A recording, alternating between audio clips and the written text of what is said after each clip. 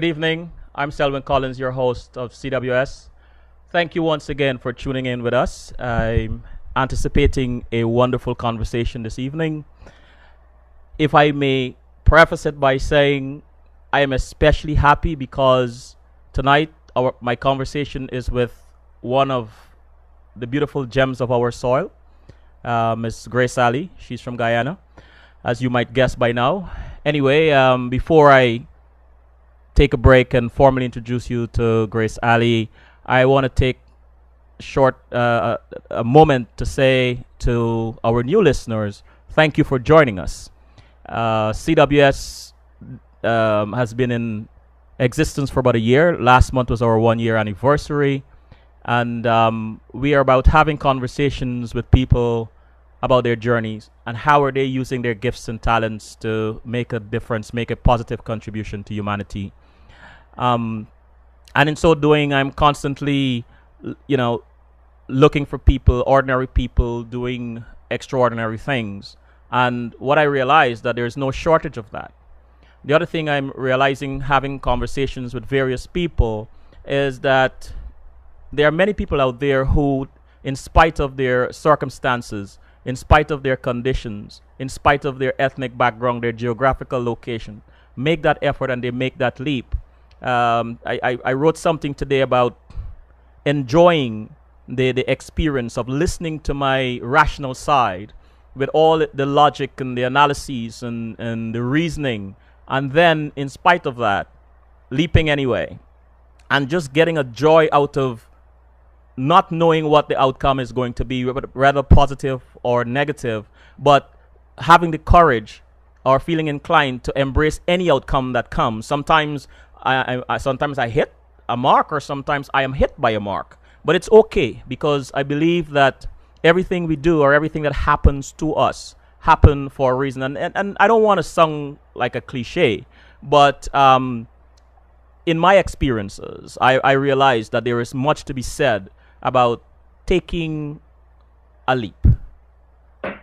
Doing this whole show about CWS, if I had paused long enough, and sometimes in my quiet moments I think about it, long enough to think about what I am really doing, to think about the ramifications, to think about, my gosh, you're going out there every week and doing this, I probably wouldn't do it. But what encourages me to do this is knowing that in each conversation, or believing that in each conversation, somebody out there, some person, some young person, someone, anyone might learn something from our conversation. And so, with that, I continue to come here every week with someone who doesn't mind coming on and sharing their journey, sharing their story with us. And so, with that, I am extremely grateful and thankful. I'll take a short break, and when I get back, I'll introduce you to Grace Ali.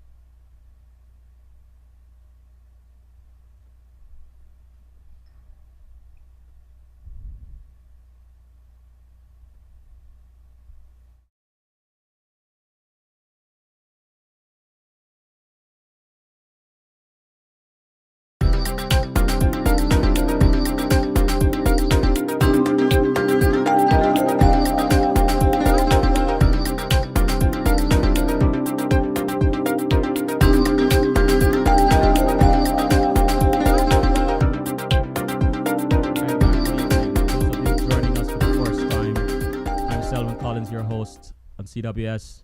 Next to me is in the split screen, it's Grace Ali. Grace, good evening, my friend. Hi, Selwyn. How are you? I am wonderful. Thank you for taking the time to come on. Of And course. I want to take a moment to introduce you, or just to tell our audience just a little bit about you, and then I will let you do the rest. Grace Aniza Ali's work is steeped in using the arts for social change. She launched Of Note in 2009 as a platform to honor and in quotes artists whose work values compassion, inspires us, speaks truth to injustice, humanizes us, and compels us to act towards change. She's end quote. She's also a contributing writer for the Huffington Post and the Defenders Online, where she frequently writes on the arts and activism. Grace was born in Guyana, South America, and moved to the United States when she was 14 years old. Having grown up surrounded by a culture of illiteracy among women, she's committed to the work of educating girls in developing nations. She's a Fulbright scholar and spent a year in India 2003 to 2004 working on literacy among India's women and girls. She recently traveled to Ethiopia with the Abyssinian Fund and wrote about her experience on educating girls in rural communities.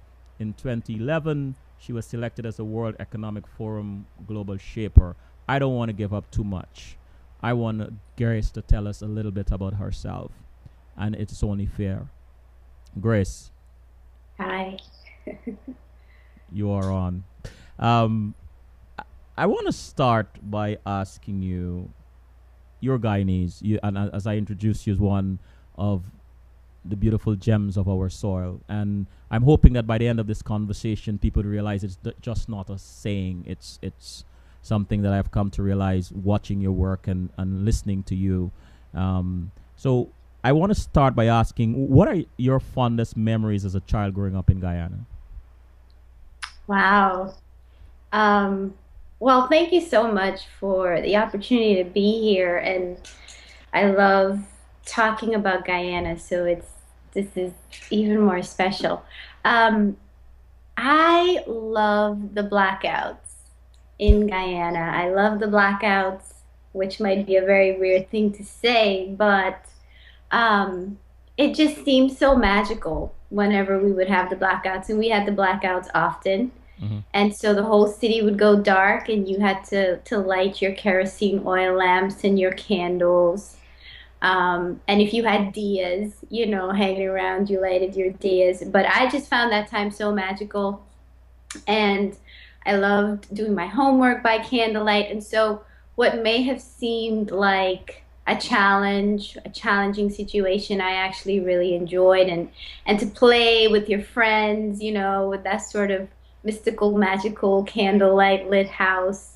What I don't know, it's just something very magical about it. I still do that now. I'll turn off all the lights and just light candles, even though I don't have to. Uh-huh.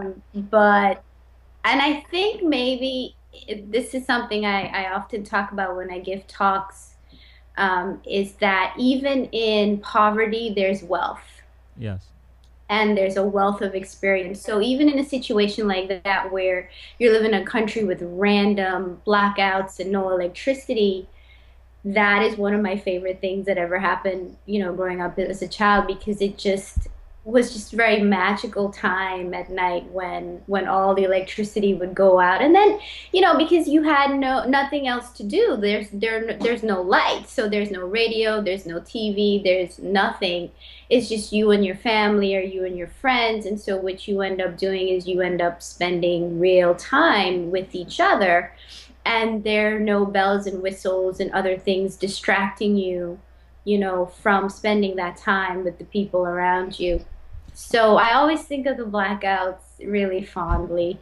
You answer that question so well, and I'm glad I asked it because I the theme of this show is about journeys, and you've really taken me on a journey back in time. And as I was listening to you, I was indulging the memories of some of those blackouts, and the excitement, and as a child, as kids, you really don't think about the seriousness of it.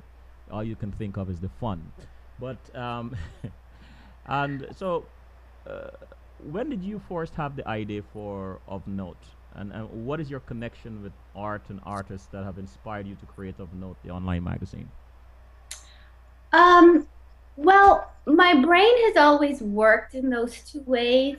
I've always loved the arts, and I've always been very much professionally and personally committed to activism. And in fact, I spent a couple years in Washington, D.C., working for a civil rights law firm and a criminal justice advocacy organization.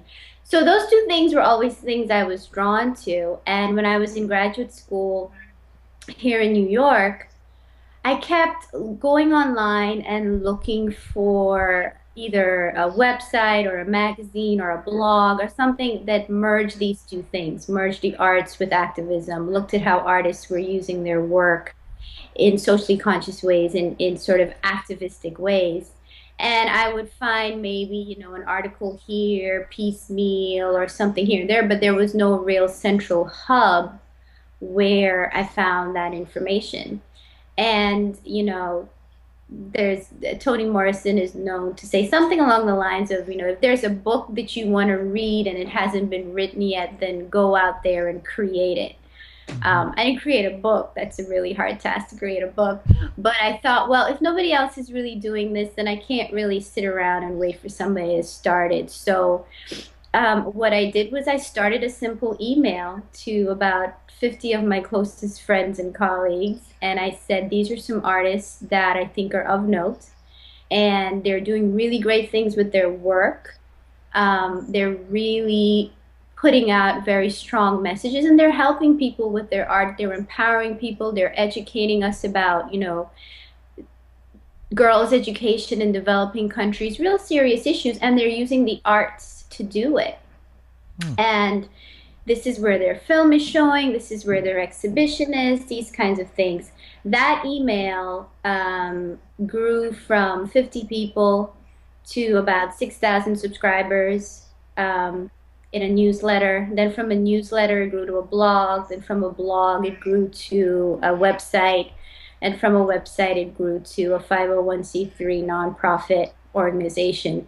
That, I'd never envisioned that would have been the evolution of Note, but it's the responses from our readers and the audience that kept it growing and growing and growing, and that's what kept me kind of keeping it up and keep doing the work. I can relate to that. And how has the magazine's goals, scale, and style changed since creating it? Oh, well, if you saw it as an email, it was a simple email. Right. It was like, hey guys, here's some names, here's some links.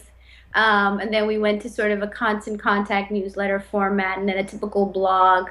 And now the design is really simple because if you go to ofnotemagazine.org, there are no ads, there's no commercials. It's just you and the content. It's Hmm. just you and beautiful content and gorgeous imagery. And I Hmm. really want my readers to be able to come to the site and just sit with the work and indulge in the work and get to know these artists without feel like they're being sold anything or they're being propositioned or there's some ad running across the screen. I really want them to get that that experience of just being able to look at the website and look at the page and focus on the artists and what they're doing. Wonderful. I actually created a slide presentation ad to introduce you to the show, and I think I have it here. I will show it during the break, so our audience will have an idea what you're talking about, a visual idea what you're talking about. Very very great, very good and vivid imagery, by the way. And so, how is art used as an instrument to promote positive social change? Oh, wow, that's a lofty question. For us, Uh, it starts with um, artists using their work beyond themselves, mm-hmm. right? Thinking of how their work is a vehicle to first educate people about what is going on. And so sometimes, you know, let me pick an example. There's a filmmaker by the name of Osato Dixon. We profiled him a couple years ago, and Osato Dixon is an albino American, Hmm. and he went to Zimbabwe to do a film on um, Zimbabwe children and what it's like to be an albino growing up in an African country. And that's not something you see in the headlines. That's not something you see making the front pages. I don't remember the last time I saw any media, whether mainstream or alternative media, talking about what albino children go through in countries like Zimbabwe, where albinism is seen as demonic, where to be someone with albinism, you're mistreated, you are seen as an outcast, you are seen as, they're evil spirits, and that's what makes you albino. So it's a very, very perilous situation to be an albino in some of these countries. And he takes the film form and uses it to educate people about what these young children go through in a country like Zimbabwe. But what he also, as the filmmaker, learned is his experience as an albino growing up in the United States was so completely different from what somebody similar to him would experience in Zimbabwe. And so, it's about educating people, using your art to educate people, but it's also about using your art to compare your experiences. Hmm. And so the artists that we focus on don't necessarily have to be doing things in grandiose scales. Hmm. We really look at what kind of human message, what kind of universal message that they're trying to put out with their work. Thank you. And oh, by the way, congratulations on your recent appointment as a global shaper for the World Economic Forum. Tell us about how that honor happened for you. Wow. I have a colleague and a friend who is a World Economic Forum global leader, and that means she's in the 40 plus echelon of the World Economic Forum, and she's phenomenal at what she does. Her name's Teresa Kennedy. And the World Economic Forum folks had come to her and said they're looking to tap emerging leaders in their 30s who are really using their life and their work and their passion to make a difference in the world. Hmm. And she's incredibly generous. She thought of me as somebody that would represent the World Economic Forum and their vision and their mission for emerging leaders in their 30s well, and that's kind of how it happened. Well, congratulations again. She Thank must have you. seen something in you and recognized something in you to make such a recommendation. And how has your work with OvNote informed your role as a global shaper? I think using the platform of thinking about the arts Hmm. as a transformative tool, as I have to remember sometimes that even though that's my world, that's the sort of space I live in every day. That's how I think. That's how I see the world. That's my perspective on the world. Is how powerful the arts is as a tool for social change. Hmm. Um, that's not everybody's thinking. And a lot of people still think of the arts as a luxury, as entertainment, as a hobby. And they don't really conceive of the arts as this sort of major tool of social impact or social change. And so for an institution like the World Economic Forum, Hmm. for the arts and cultural leaders to first of all be invited to Davos and talk about the arts as this really important tool for change is phenomenal and very important. Um, but it still surprises me sometimes that, as a cultural worker, as an arts worker, you're still making that argument to a lot of people that the arts can go beyond hobby and entertainment and luxury, and it can actually impact policy. It can change the way people think. It can create and it can dismantle laws. I mean, that's how powerful it is. But we're still making that argument often. It's safe to say it's not an easy argument to make, and it's not something that jumps out at you readily. So I wonder, listening to you, at what point did you recognize that? At what point did you discover that art can be is all of this stuff, all of these things, and can be used in other ways than the way it's perceived? What when did this happen for you? I don't think I can pinpoint. I don't think I can pinpoint the moment. Okay, that's all right. I just think my brain has just always thought like that, and so the thing is, Grace, what informed that question also, apart from what you were saying about the different aspects of art and the different spokes, so to speak, is, you would imagine that, well, first let me ask you this question before I make an assumption. Would you consider yourself an artist? Are you a traditional artist? no. You're not an artist. Okay, good. I wouldn't insult the artist that I know and love. No, Grace. No, I mean, No. that could very well be modesty and humility at No, play no, here. I have the utmost respect for the community. And when I say artists, I use it broadly, not just visual artists, but, dancers Right. and poets and writers and playwrights. And I have the utmost respect for what this community does. And Mm-hmm. I think that, like I just said, I think we're still fighting this fight of validating how important their role is in our society, even in the 21st century. We're still fighting that fight in a lot of ways, which is kind of surprising, but it's And that's true. sad. And Mhm. that's sad, right? I want to go back to um, the question I was formulating. You not being an artist, how how did you get? Was that a leap for you? Was it a smooth transition? Did you have an aha moment? What happened when you realized, you know, you recognize this in art, and what is needed? But what inspired you to follow, to pursue that trajectory, that path then? Well, in a lot of ways, the arts is a universal language, Mm-hmm. right?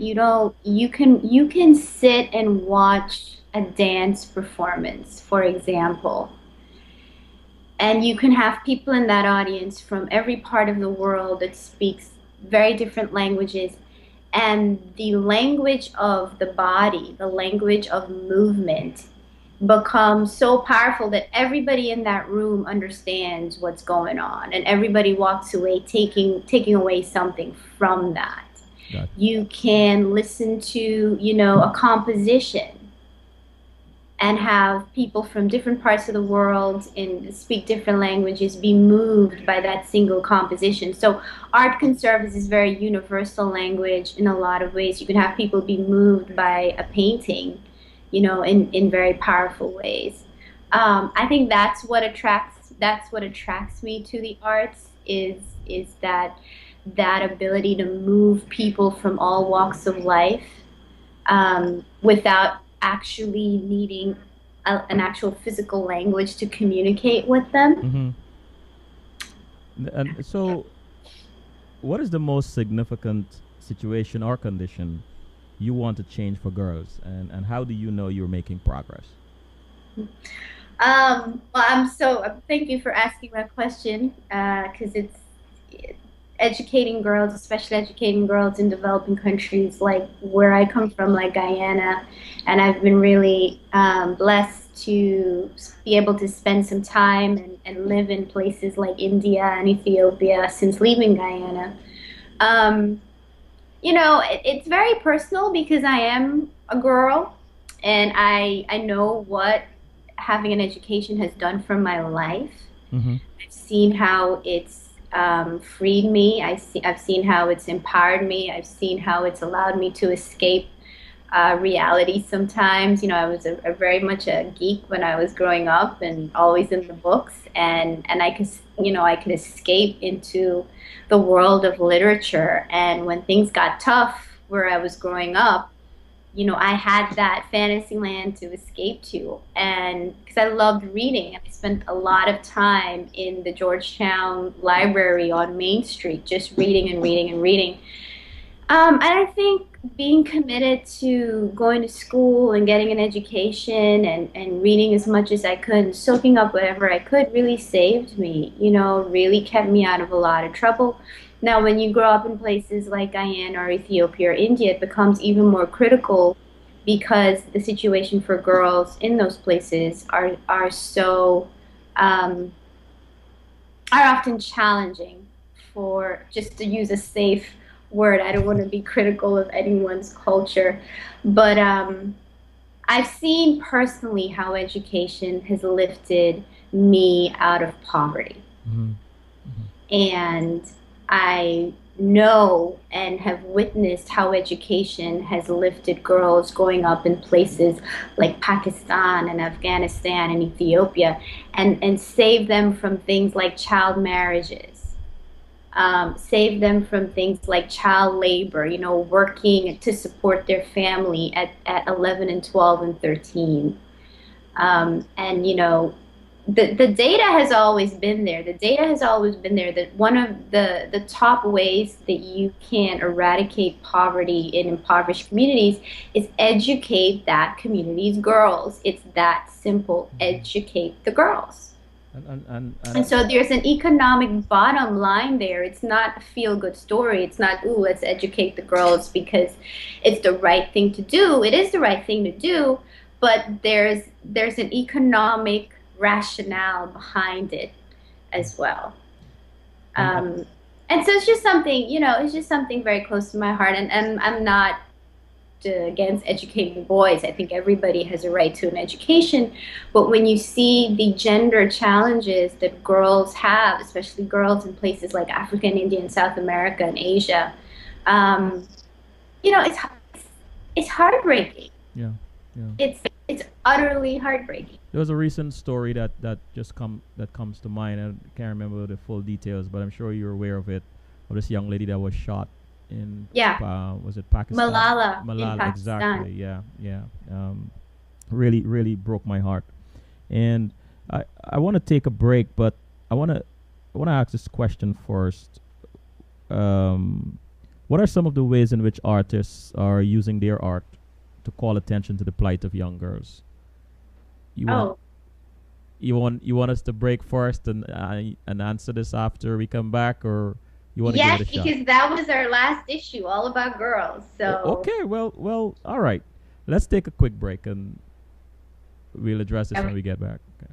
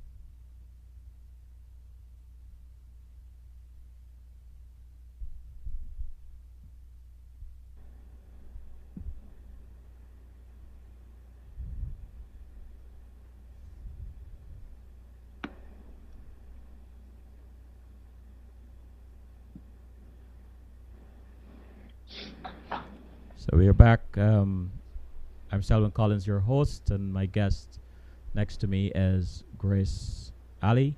So, Grace, the question before the break was, what are some of the ways in which artists are using their art to call attention to the plight of young girls?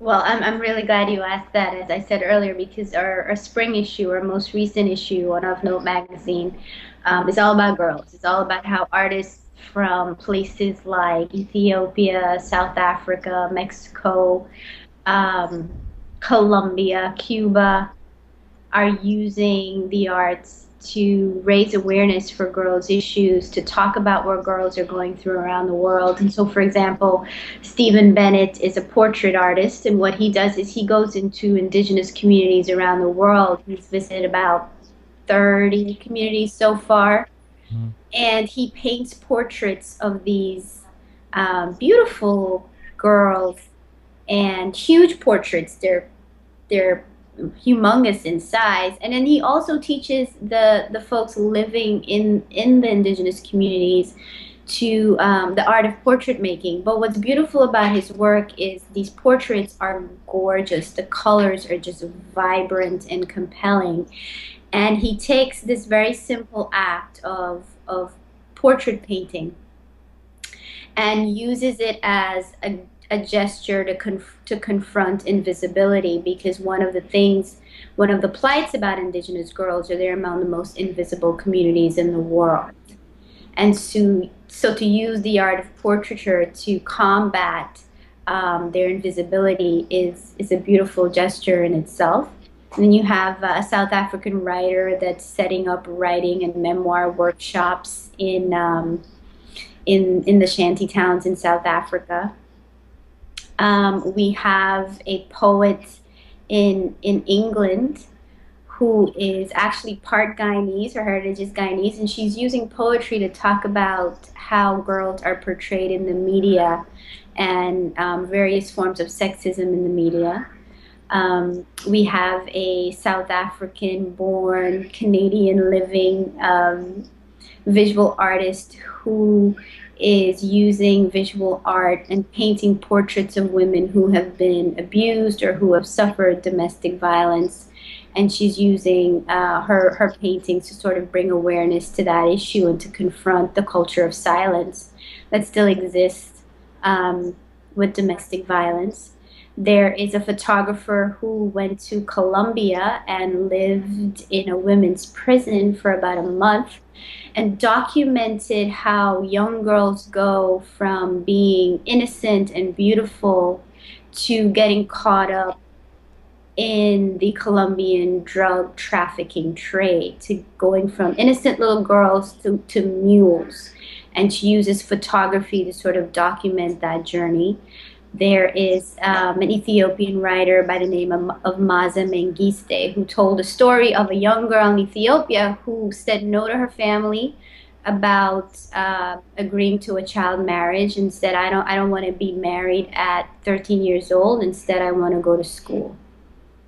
Wow. And I want an education. And so to stand up to her family and to stand up to her community was a huge act of resistance for this young girl. And so Maza Mengiste, the Ethiopian writer, tells her story, writes her story. So those are the kinds of articles that are in the girls issue and some of the artists that we feature. One of the things that, is part of the magazine's mission is to focus on what we call emerging artists, meaning artists that usually don't make the front pages or make the headlines, because their work isn't necessarily uh, mm, commercial in its value. Their work isn't necessarily, their work is very community rooted and community based, Mhm. right?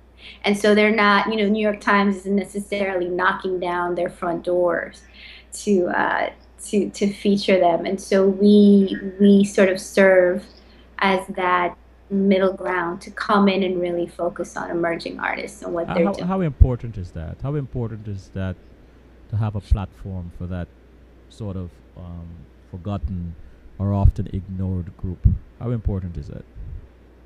In Well, it clearly is very important. I don't think that the artists that we profile go, how do I put this? One of the ways I sort of gauge who to profile in the magazine is the artist who isn't necessarily looking for the media attention. Mhm. And so when we go to them and we say we're really impressed with your work, we've heard about your work, we've been following your work, we'd like to profile you in X issue, and their response to us is, well, how does it help the issue that I'm advocating for? How does it impact that? Then I know that's the right Mm-hmm. person Mm-hmm. Mm-hmm. that we're talking to, right? One of Because they're thinking about how their work goes beyond themselves and how their work goes beyond promoting who they are. I was going to ask next, and I think you've answered the question. How do you use how what criteria do you use to evaluate art for social change? But I think in somewhere in there you've answered that question. So I'll move Yeah. on to the next. How did your experience as a Fulbright scholar in India prepare you for what you're doing now? How was my Fulbright experience in India? Is Yeah. that what? Oh, wow. It was transformative. Uh huh. I mean, I'm very thankful to the Fulbright people for that opportunity. It was probably one of the most amazing experiences of my life so far because I got to be there for an extended period of time. I got to live there, and it's very personal to me Mm-hmm. because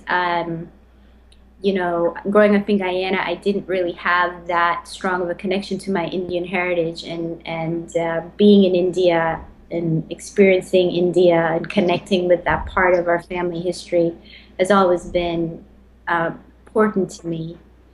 And so, for personal reasons, it was phenomenal. Excuse me. Um, I learned a lot Mm-hmm. about what it means to be a woman in this world. Um, I think that's what I took away the most.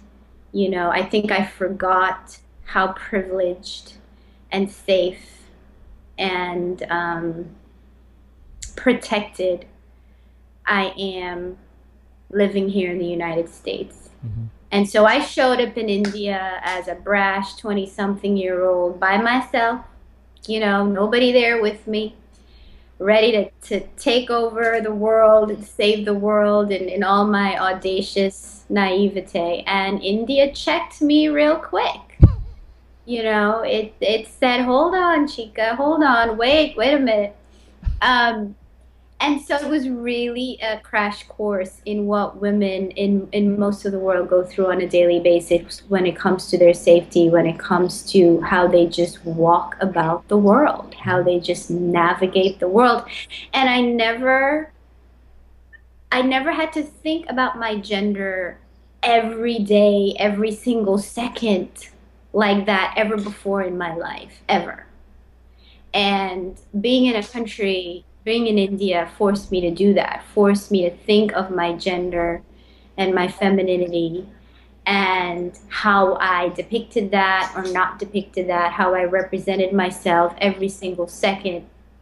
I had to think about that 24/7 because it was a matter of my safety. Mm-hmm. And I remember coming back to the States after being there for about almost a year, I believe, and just being so thankful. Mm-hmm. Being very, very thankful um, that I could move about the world freely again. Move about this country, United States, freely again. It was a heartbreaking experience, but to realize that, but it was also very educational for me. The two questions come to mind. One, what surprised you about India, and the other one, which has been annoying me, upon your return, did you recognize personal growth within the contrast between being living in India and then after you return? Did you recognize personal growth? But let's tackle the what surprised you about India first. Well, I think what surprised me about India and what turned out to be one of sort of a really important life lesson for me is that, people are always thriving amidst contradictions. Hmm. And India, I love India, but I'm also very much pissed off at India sometimes.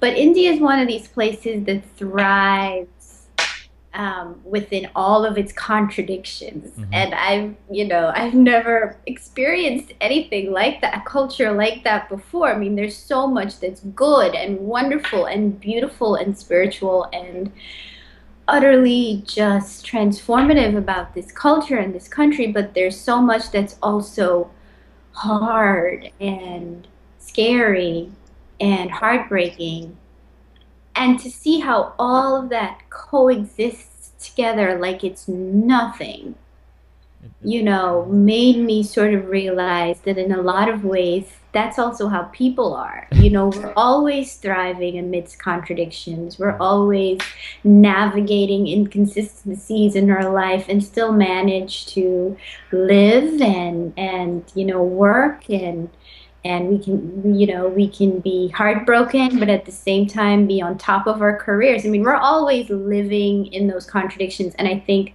to sort of personify India and give India human qualities for a second, that's what it taught me, is that this is a lesson on how you can still thrive amidst all these contradictions and live in it and navigate it on a daily basis.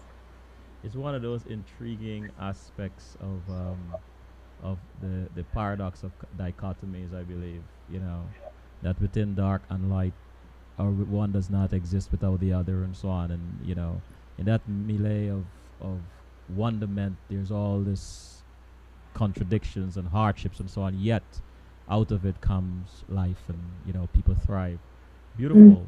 Before I hit the chat room, let's try the other one, the other question, um, which is, um, did you recognize personal growth within the contrast when you after you return? Oh yeah, I think I moved away from being sort of the black and white person. It's either or. Mm-hmm. Mm-hmm. I think I definitely have moved away, and I'm more of a all about the gray area type of person now. And India taught me that. India taught me how to love, but also understand. Um, what's the word? Understand the challenges and still be able to love something. Mm-hmm. I Mm-hmm. think India was the teacher of that for me Mm-hmm. in a lot of ways. Thanks for that answer. And I'll just go to the chat room. James said, "Are there any Guyanese artists you are aware of, um, that is good that many people do not know of?" Well, most of them, I mean, Guyanese artists, not a lot of people know of Guyanese artists. And in fact, I'm glad, James, I'm glad you're asking that question, because that's thinking of how the world sees Guyanese artistic and cultural production has become something really close to my heart. And I've been given several opportunities to talk a lot about Guyanese artists, especially Guyanese photographers. Mm-hmm. And so Guyanese photography has become something really important and critical to my work too. So for example, I'm writing a feature for Nueva Luz magazine, a photographic journal, and we are going to look at three Guyanese women photographers for the issue. Not just one, but three, and they are phenomenal women. Um, I'm going to plug the journal, look for Go Nueva ahead. Luz in the summer. I'm What is not the going to name of? say who the photographers are, but it's really become important to me to talk about Guyanese artistic and cultural production because of two things. Either the public has a very sort of narrow definition of what Guyanese art and culture is, Mm-hmm. and who Guyanese artists and cultural producers are, or they absolutely know nothing about it. Wow. And so there's a lot of work to be done to really combat that. And I'm glad that you have started, or you at least in that trajectory. And then Denise said, "Love that what you're doing, Grace. What can young people, girls, do to contribute to your effort?" Oh, wow, that's a really good question. Write about Guyana, blog about Guyana, talk about Guyana, um, talk about Guyanese artists that are using their work in socially conscious ways. If you are Guyanese, represent yourself as such. There's so many myths and sort of miscommunication about this country. And my fear, if I'll share this with you, my fear is that something terrible needs to happen or is going to happen. And I've shared this fear with close friends in order for the world to pay attention to Guyana.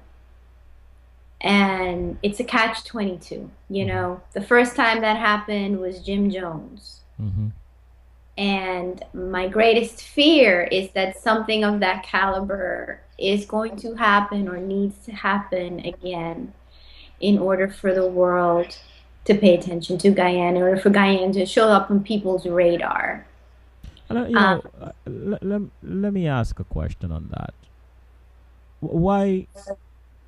I have my own feelings about, but why do you feel it's so important? Any country, but let's focus on Guyana, for the world to know, to recognize Guyana.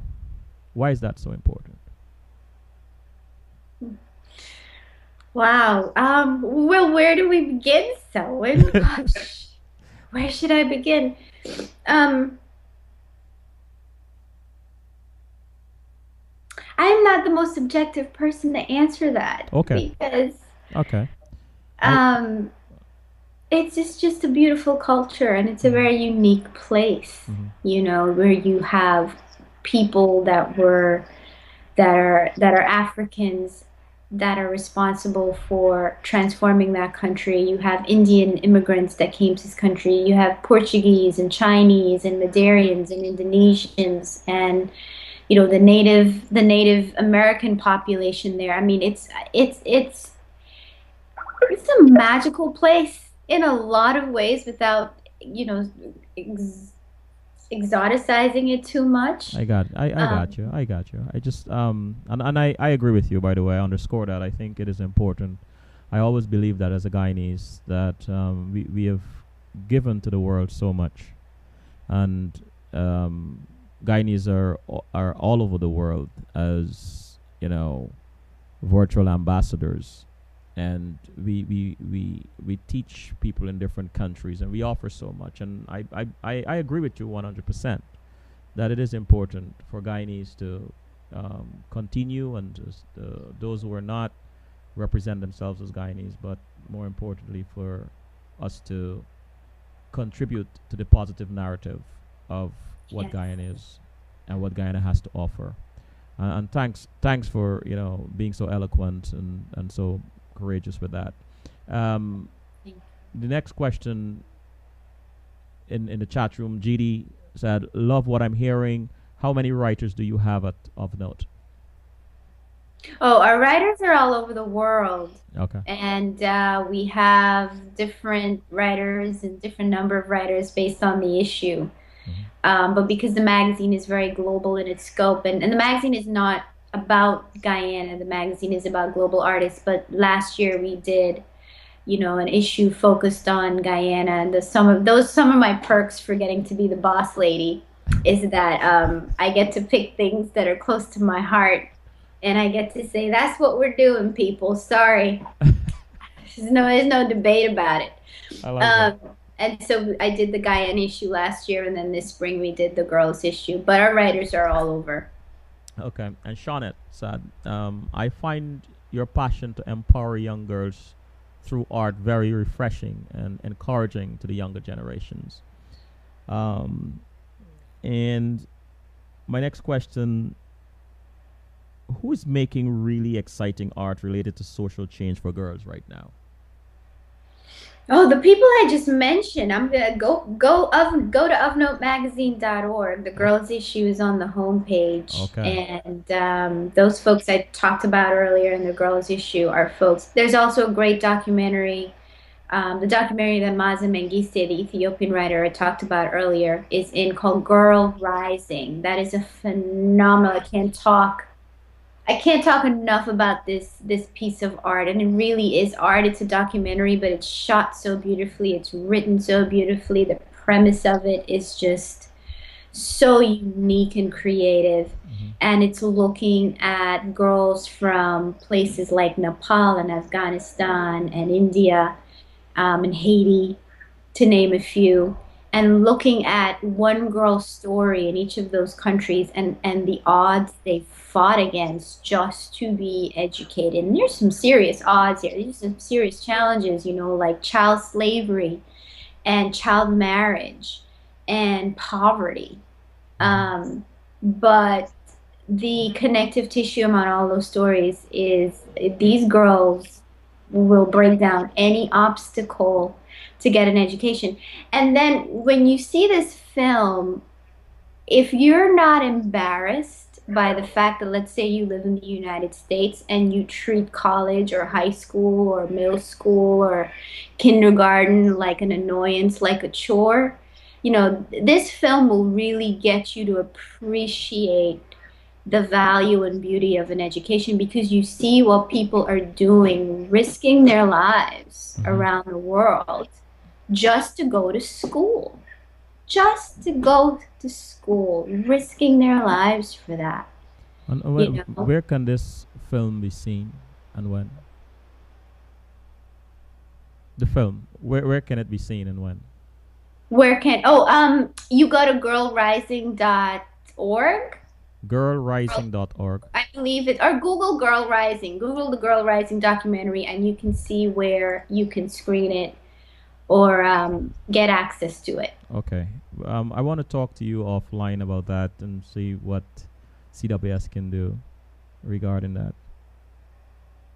So One more time, Salvin, I'm I said sorry. after the show, I want to talk to you offline about that and see if there's anything CWS can do Oh, yes, concerning that. please. That would be Mhm. great. A few days ago, when we spoke, you told me that you were at the White House. Can you tell us a little bit about that?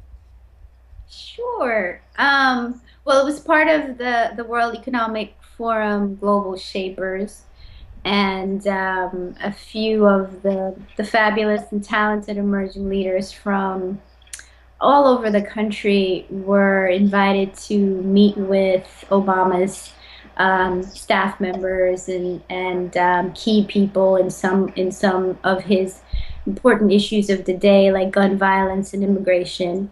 And I sat in on a meeting with his immigration staffers, and we talked about really thinking about how the American audience views the immigrant in this country, both in positive and negative ways.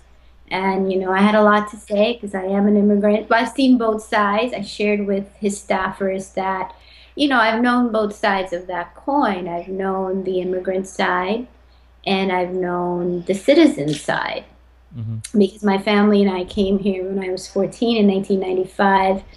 And for years we were legal residents, but as legal residents, your rights and your entitlements are limited.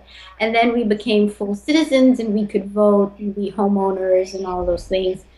Um, and what I shared with them, what I also shared with you a couple of days ago, is what I'd like to see um, be represented more is the family narrative. The fact that the dominant story about the immigrant in this country is one where families come here every day Mm-hmm. from all different parts of the world, and they never see a border or a fence. They come by plane like everybody else. And they work hard. They work hard, they work ethically, they work above the table, they work morally, they work a lot, and they accomplish several major milestones.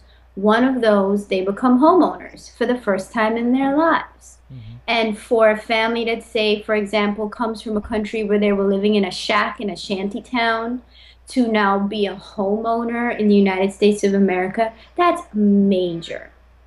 Mm-hmm. That is a major milestone in their life. And what I shared with the staffers is, I'm not saying that for it just to be a feel good, happy story. That's an economic bottom line. Home ownership is good and productive and positive and beneficial for this country's economy, right? The other thing that families do here every day is they put their kids through college. And so for the first time, you have families with college educated children Mm-hmm. in their families, first generation college educated children, right? That's also good for the economic bottom line. Mm-hmm. And so, what I shared with them is these are the stories, these are the powerful narratives about how families come to this country every day and accomplish those major milestones. Those are the stories we need to be telling, and that's how we need to be framing, this issue of immigration, and what the average immigrant looks like and sounds like, and what the average immigrant is doing. They're doing those things.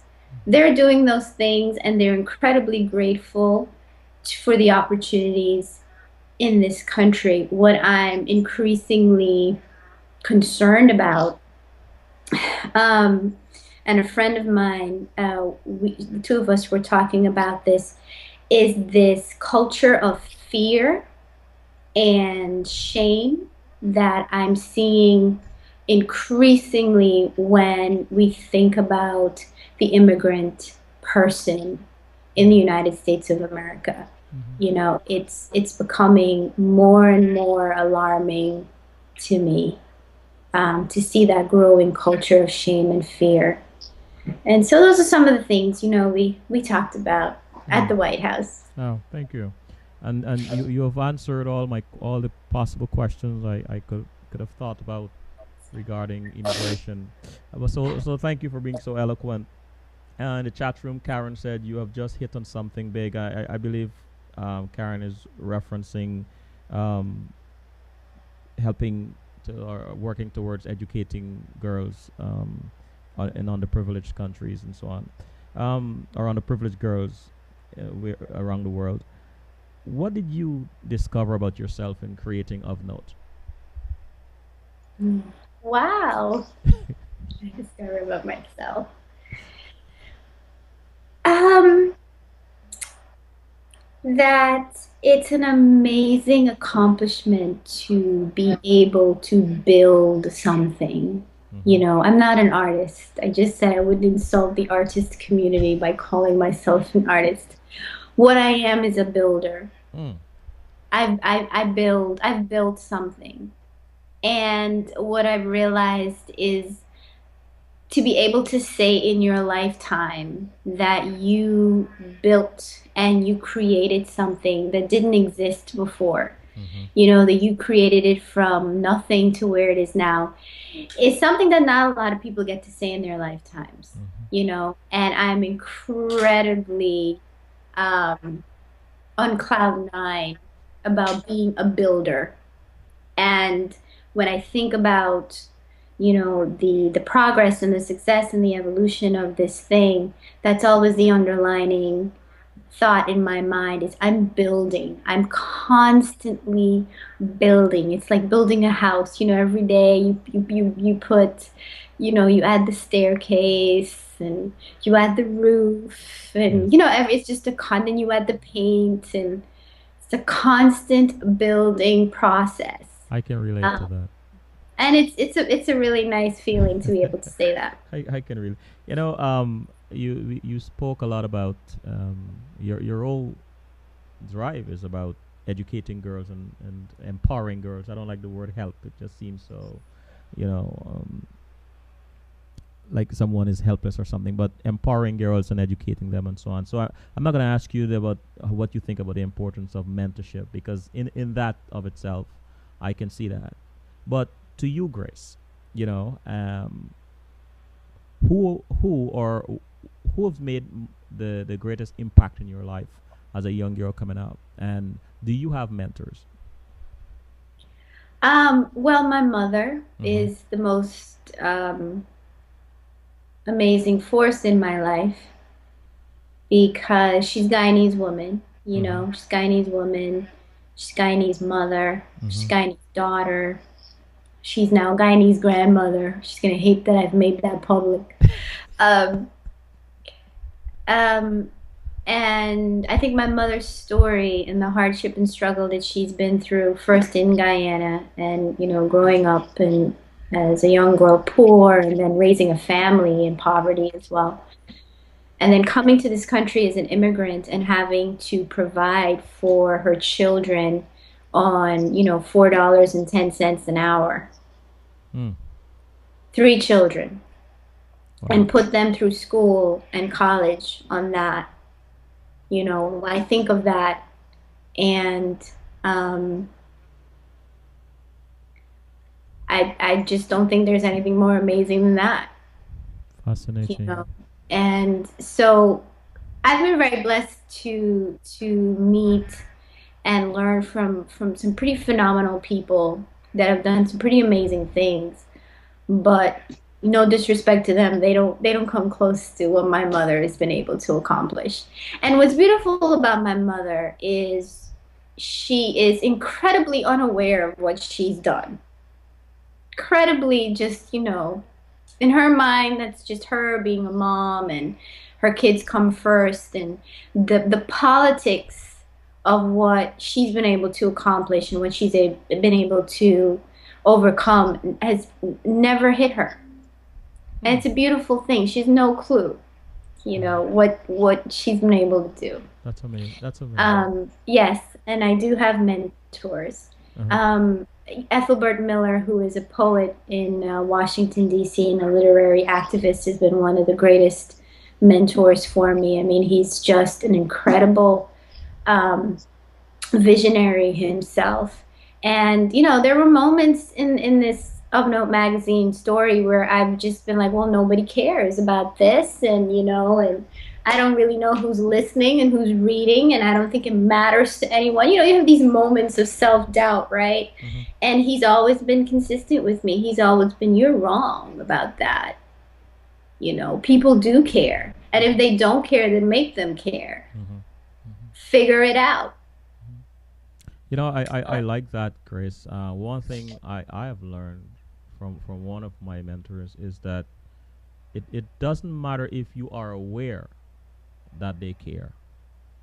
What matters is you have the drive and the conviction and commitment to continue to do good. If Yeah. you're writing. Whatever it is that you're doing to make a positive contribution, that's what matters. And so I like that. I like that. I want to go back to the chat room because it's getting active again. Callie said, "I love your analogy of building as such. What structures do we need to advance to empower girls?" We need men more involved in this thing. Mm-hmm. Empowering girls is not about really about girls. It's also about men. You know, if we're going to talk about girls, we're also talking about men and boys. And I think when we talk about these gendered issues of girls' education, girls' empowerment, gender equality, we're not going to get anywhere Mm-hmm. if it remains a quote unquote women's movement or girls' movement. We're not going to get anywhere. Agree. Agree. It's when the men step up. It's probably when the men are more at the forefront of these issues than the women are Mm-hmm. that we're going to make any progress. And there's some really great men out there that are leading organizations and leading movements, but they're in the minority.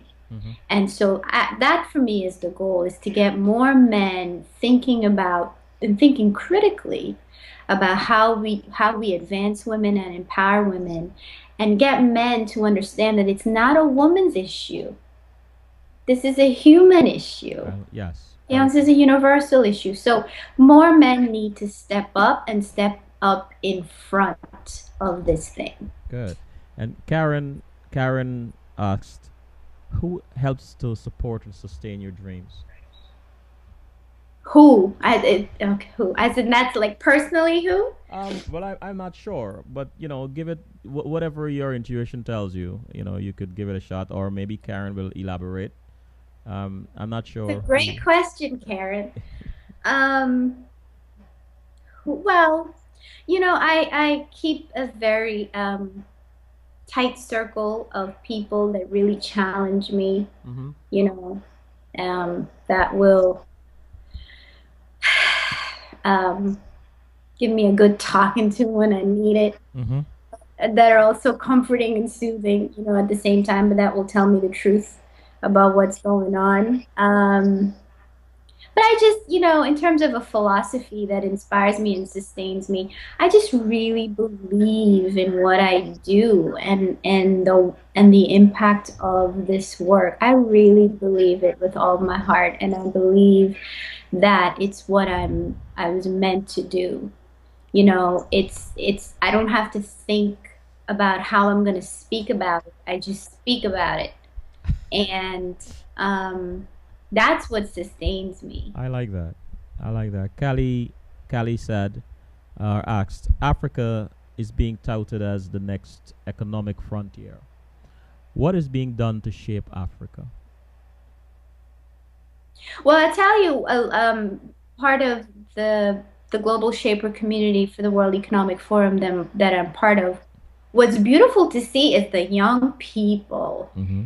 mobilizing in Africa. Young African scholars and leaders and thinkers and entrepreneurs and educators, they're the ones that are going to take Africa where Africa needs to go. And they're the only ones I think that we really can rely on as experts um, in terms of thinking about Africa's growth, Mm. And wait, because so that's their world, that's their home. And if there's anybody that we should look to about where African countries ought to go, it's the generation there that will inherit that those countries. There's nobody else good answer. that we should be asking. Good answer. Wayne asked. Wayne said, "Great conversation. Would you consider the work of an artist whose work dealt with issues that affect young women in this country? And if so, how would they get their work to you?" um they can go to our website, and on our contact us page, it's all that information that they can reach out to us. Thank you. Ofnotemagazine.org. Ofnotemagazine.org. Yes. Deb said, I think a builder is an artist. You had a design in mind, and to see it come to fruition is, in fact, the tenets of artistry, creativity! Exclamation, exclamation, exclamation. And Karen said, we are not here alone moving forward. There are others, the angels, the rogues, those who can be real with you and still push you forward. And so I don't I hesitate to take another break, Grace. I always have this problem, or not problem, but this situation where a hour and a half seems so long, but when the conversation gets started, time mocks us apparently. So I'm gonna ask some. I hope you don't mind. I'm gonna No, ask some no, questions. please. You're So the boss. no, I'm at your service, Grace. Um, uh, what are your thoughts on the unique role of women artists and their work for social change?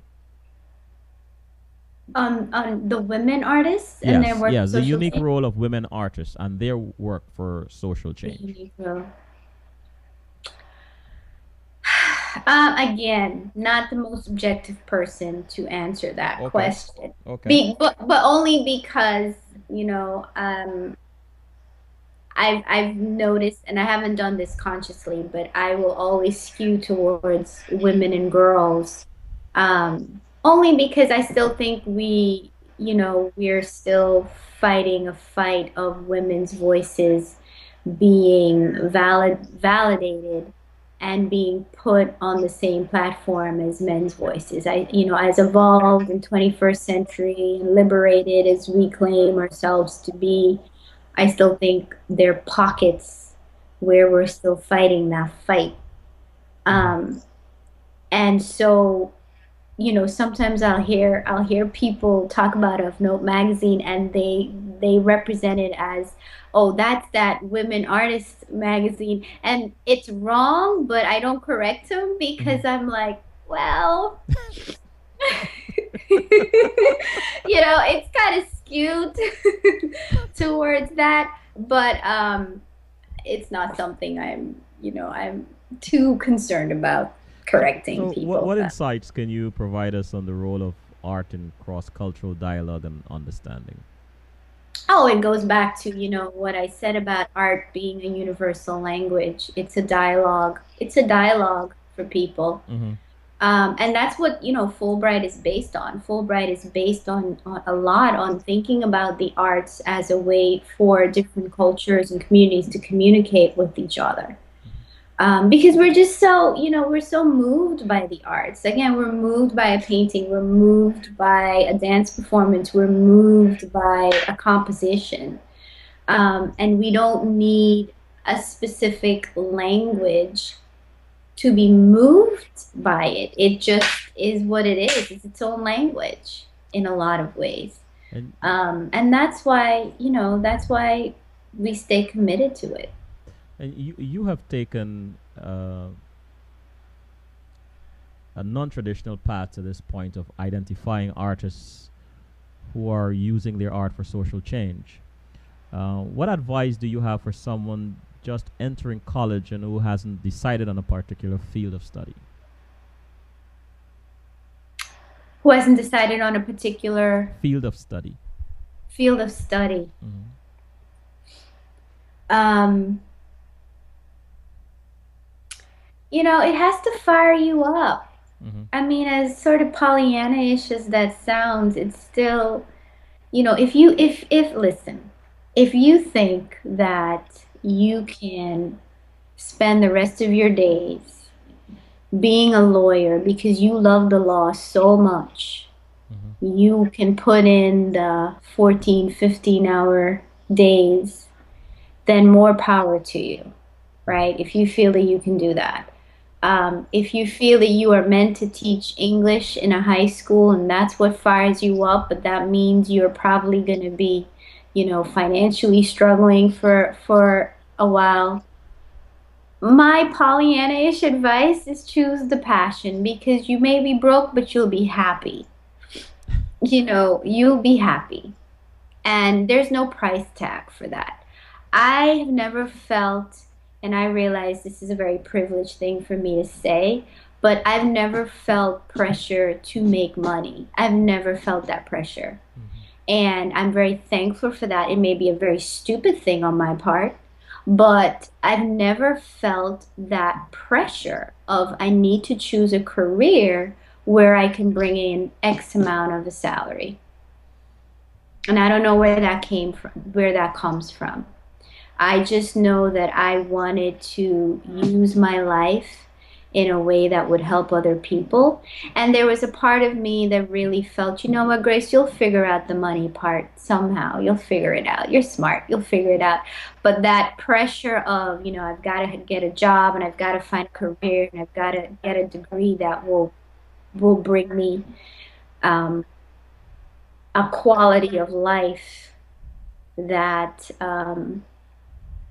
that is very luxurious and comfortable, that's never been a pressure for me. But I understand, I do, I really understand. I live in New York City. I do understand how intense that pressure is. I get it. I think I've never felt that pressure because of Guyana, because of how I grew up in Guyana. And because as poor as we were, no electricity and no running water and no telephone and couldn't afford notebooks to go to do homework in, I was the happiest that I've ever been in my entire life. um, in Guyana. Well, I can say that wherever that came from, that message, that drive, whatever it is, it brought a powerful message and a wonderful gift in you that um, you can give to the world such commitment, such dedication, such selfless dedication and drive. So whatever it is and wherever it came from, it is a wonderful thing, and we are thankful. Many young girls around the world will be thankful for that. So thank you. As an Thank you so much. you're welcome. As an adjunct professor of English literature, how did you convey to your students the concept of the power of a single story to inspire them that they can be agents for social change? Oh, my students are great. Um, they keep me challenged, man. They keep me really fired up.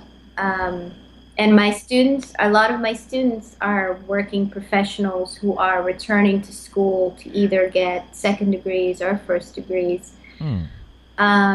And so, they've lived their lives. Mm-hmm. Sometimes a lot of them are older than me and they're looking at me like, who is this, 30-something-year-old that thinks she's going to teach us something? Um, but my students end up teaching me a lot more, I think, than they know, Mm-hmm. which is probably should be the case, I think, Mm-hmm. for most classrooms. Um, how do I empower them to be agents of social change? One of the things I do to my students that drives them nuts is that I show them the value and the necessity of questioning. Not overanalyzing, not overthinking, there's a difference, but questioning. Mm-hmm. Question, question, question. One of the things I also teach them is, I teach literature and I always ask them to focus on what's absent, what's not on the page, what's not being said, who's not speaking, and why. And one of the things I always say to them is sometimes what's absent is more profound than what's present. Mm-hmm. And you always have to be thinking about absence in that way. Mm-hmm. And so and I think that's a fundamental basis for change is questioning, just simply questioning. Well, why is this the case, and why is this so? And Kali, back to the chat room. Kali asked, "Can the Occupy Wall Street protests be considered public art? I didn't hear the question. Tell me, can you repeat it? Can the Occupy Wall Street protests be considered public art?" Ah, it could be considered performance, Mm-hmm. public performance art. I think so. Yeah. Thank you. And it's a really provocative question. I would argue, yeah, it could be considered performance art. All protests are somewhat of performative. It's a performance, you're on a stage. So Yes, yeah. I agree. I agree with that. And I your discussion or your talk about your experience in India, the year almost 12 months that you spent there, and how it transformed, influenced you, and all these wonderful things, make me think about um, centering of So I asked, what is your center and your anchor? What keeps you grounded? Uh, what is the last part I lost, Oh, Selman? sorry about that. What is your center, What your is my center? your anchor, and what keeps you grounded? I have this saying that I say. It says, "Compassion is my art," and that's my center. You know, this idea of compassion. It's not sympathy. It's not sensitivity. It's not so much understanding. I think you can still be compassionate and not understand. Mm-hmm. a situation or an experience or a person, but you can still show compassion towards it. That's my center. I'm always kind of thinking about um, how can we be more compassionate to people? How can we be more compassionate to ourselves? Mm-hmm. And I think this idea of compassion, and because of what I do, so the way I phrase it is compassion is my art, because it's an active way of thinking. You don't just accidentally become compassionate, or you don't just accidentally think compassionately. It's a proactive, very conscious thing that you have to do. Mm-hmm. And it requires sometimes putting other people above yourself Mm-hmm. and thinking about other people above yourself. So, and it's not about patting yourself on the back and saying, "Oh, I put other people above myself," but um, it's a very conscious and active way of living and being in the world. Is to think with compassion and to be more compassionate. So I think that's my center, and I'm not always successful at it. It's a challenge for me still. Mm-hmm. I- Um, but it's if you something I think about every day. and if you were given your journey again, and would you make similar choices?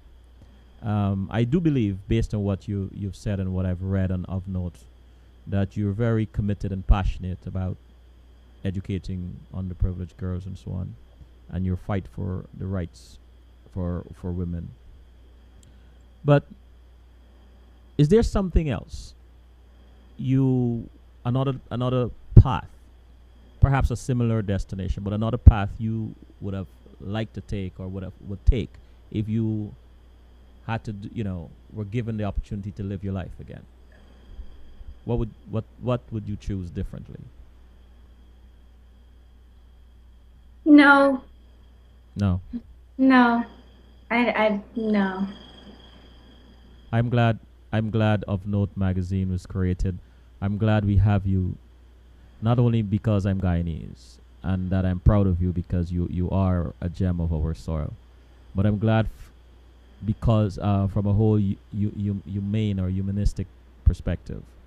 And it's not often you see such humility and such commitment, and so I thank you for that.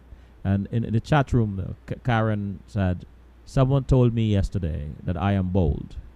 However, I would say that to be where you are bold, compassionate, caring, and open. I love it and would love for more of our community to engage with you. I love that too. That sounds wonderful. You see, Grace, CWS is a family.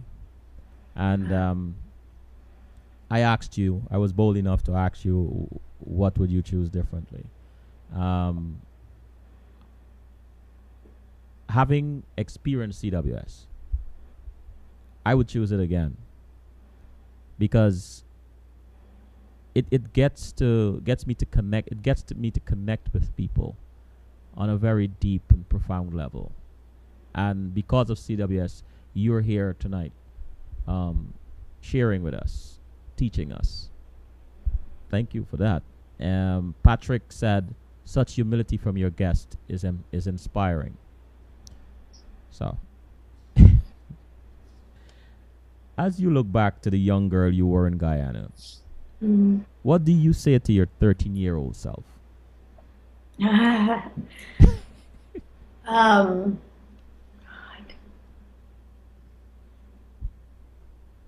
what do I say to my 13-year-old self? Mm-hmm.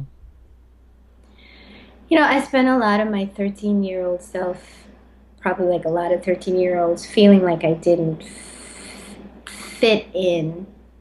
Like the way I saw the world was so drastically different, and that was weird. And why didn't I care about the things that, my friends cared about? And so I would say to my 13-year-old self, stop that. That's simply that. Stop that. Stop that. That it will turn out to be so okay that you didn't care much about the things that you thought you should have been caring about. Hmm.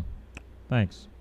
Karen Karen said, "Our women are still quite scared and coy about expression and openness. So you are so refreshing." Oh, thank you.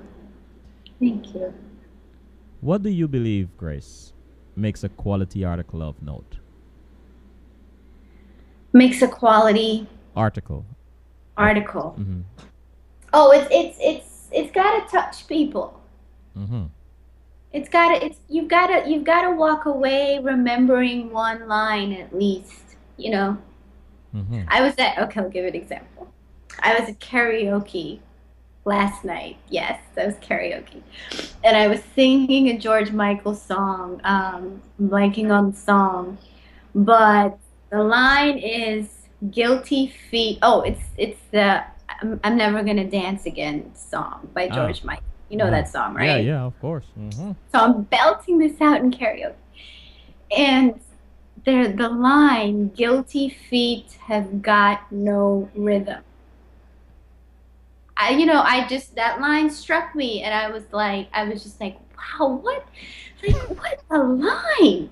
Guilty feet have got no rhythm. I mean, I just can, who sits there and thinks of that line and comes up with that? And, so years later, people are belting out, Never Gonna Dance Again by George Michael and singing that line. And in my head, I'm thinking, what a brilliant line. You've got to be able to walk away with something still stuck in your head, where it just clicks and you're like, wow, what a line. It, What it, a it is one of my favorite songs. The whole Is song, it? "Careless Whisper." The whole song. And Patrick said, "Great answer to the 13-year-old." And there he goes. Patrick said, "Careless Whisper" is a song, one of his favorite as well. And I asked you, what matters to you most as an editorial director? Um, I get a lot of suggestions. You should do this. You should do this issue on this. You should do this article on this person. What matters to me as an editorial director is going with my heart and my gut and believing in the stories that I feel need to be out there. Mm-hmm. I did the Guyana issue because I felt nobody else is talking about Guyana, and who else is going to dedicate an entire issue to Guyana, than the person running the magazine. I mean, it's my responsibility to do that. When I thought and conceived of the girls issue, the response was, well, everybody's going to be doing that. It's going to be coming out in March, Women's History Month. I mean, girls are so sexy and trendy, and everybody wants to talk about girls issues.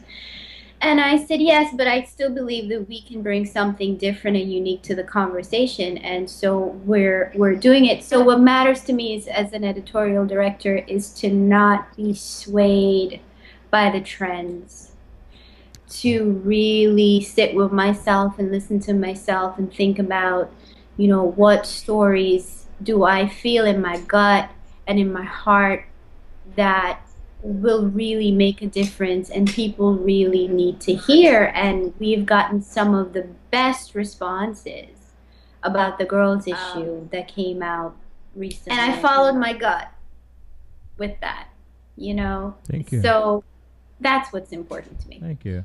What is next for Grace Ali? What's next for Grace? Building. I'm continuing to build. I'm in building mode.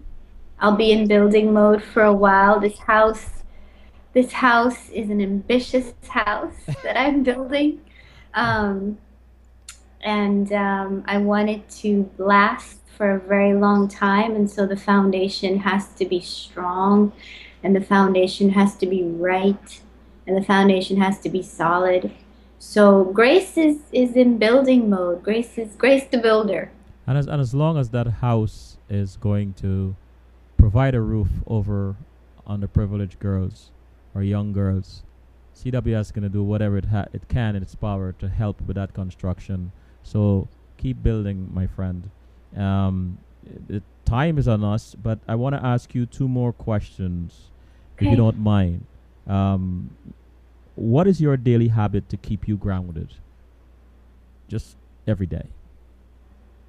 To keep me grounded, you said? Yeah, what is a daily habit? Daily habit. I talk to my mother That's a one of lot. mine. That's one of mine. You know, she'll keep me grounded in a heartbeat. But I do something that's kind of a bit romantic, you know, in a sort of way. I try to catch, especially in the summer months when it's warm, I try to catch a sunset at least once or twice a week. I mean, not just look at its setting, but sit there and watch. Speaking of George Michael, don't let the sun go Yes. down. This must be George Michael. It's George Michael theme today. I sit there and watch that happen. I And like watch that transformation happening. And it reminds me of two things. It reminds me of just how beautiful this world is. This is the most amazing thing that happens every day, every single day. And we can predict the time that the sun will set. We know when it's happening. It happens every single day. And yet most of us never notice this awesome, amazing thing that happens every single day. Grace. Grace. Completely over our head. You are as poetic as you're as graceful as you are gracious. No pun intended. The last question I have is, what makes you laugh? Oh, so I'm a huge addict to those YouTube viral funny videos. Uh-huh. You know, I pay like Mashable will have Mashable.com will have a list of like the top 10 funny videos of them. But I love funny, candid prank videos. Crack me up. Uh-huh. Silly little stuff. Silly things crack me up, and those videos crack me up. You know, like they're ones with these two twins talking to each other in their baby language. There's a recent one going around that's gotten over 10 million hits on YouTube of this couple, this Chicago couple that got caught at a gas station, and they turned out to be like the most amazing karaoke singers, and they do a little duet. That kind of stuff makes me laugh. Thank you. Thank you. Patrick, Karen said, build and build, always in action. Love it. Karen, I love Grace. I love Grace, nature, yup. Patrick, beautiful guest, Selwyn. Please invite her back. Certainly, Patrick. Grace, I'm going to ask you, before I make my commentary, which I ask all my guests, can you close us off with something inspirational? It could be to anything, anyone, young girls, young boys, whatever. Something inspirational. Well, I'll close out with, you know, what I talked about earlier. Let compassion be your art, and you can define art however you choose to define it. It's a very broad thing to think of what is art, but let compassion be your art. And try every day to show a little bit more compassion in the world, and catch a sunset Love at that. least once a week. And not just glance at it, but sit there and watch it happen. Love that. I love that very much. Grace, I'm sitting here and I'm thinking, I kind of love the number 5, and I was struggling, not struggling, but I came up with 5 C's to describe Grace: caring, compassionate, commitment or committed, conviction, and courage. And all these things came out tonight in your conversation, in our conversation. And I want to thank you from my heart for taking the time to come here and share your journey with us. What an inspiration, and what a learning experience. and I feel I feel drawn to your cause because I do believe that when all of us get together and make a contribution to a positive effort, humanity benefits. And you're absolutely right. It is not only about the women and about the girls. It's when us men step forward and not just declare, but commit through action that great changes occur. We cannot do it alone. It's not just a one gender issue. It is all of us. And thank you for being so eloquent and so gracious with your time. And I want to say I would love to invite you. I am inviting you to come back and share with us at some point in the future. Thank you very much, Grace. Well, Selwyn, thank you. This has been a wonderful time and opportunity, and my heartfelt gratitude to you and what you're doing with CWS. It's an honor. It's an honor to be here. Thank you. And this is Selwyn Collins saying good night and see you next Tuesday. We have 2 shows now. Tuesdays for art, culture, and entertainment, and we also and our regular Wednesday night shows. So, good night, Grace, and thank you again. Good night.